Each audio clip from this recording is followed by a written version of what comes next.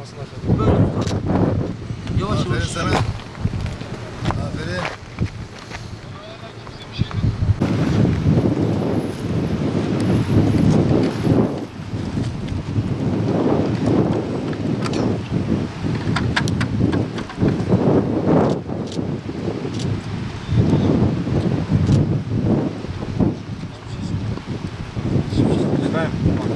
Biraz önce yangına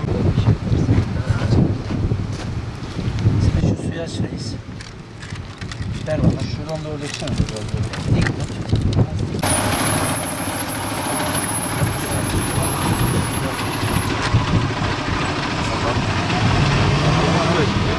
Yandığı için.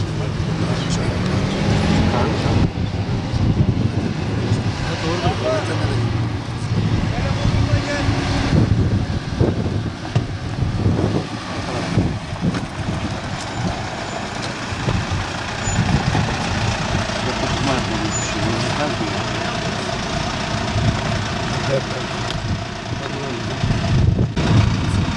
Bundan daha büyükleri de var. Biz, siz buldunuz. Sen ver abi, sen devam. denk geldi. Yangın arasından çıkmıştı. Aldık, su verdik, su içirdik şefimle beraber. Arkadaşlar veteriner olduğunu söyledi. Yanık kremini getirdiler.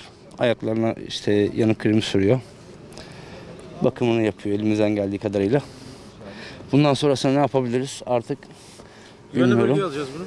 Bu saatten Güvenli sonra bir bölgeye kadar götüreceğiz. Yani Orada daha emniyetli bir doğal yaşama bırakacağız herhalde. Evet. Yani kasti bir yangın çıkarma durumuysa eğer nasıl derler, sebep olanların bulunup cezalandırılması gerekiyor. Cezasını neyse çekmesi gerekiyor. İnsan olması şart değil bir insanın canının yanması için, canlı olması için. Hayvanlar da bir insan, ağaçlar da bir canlı.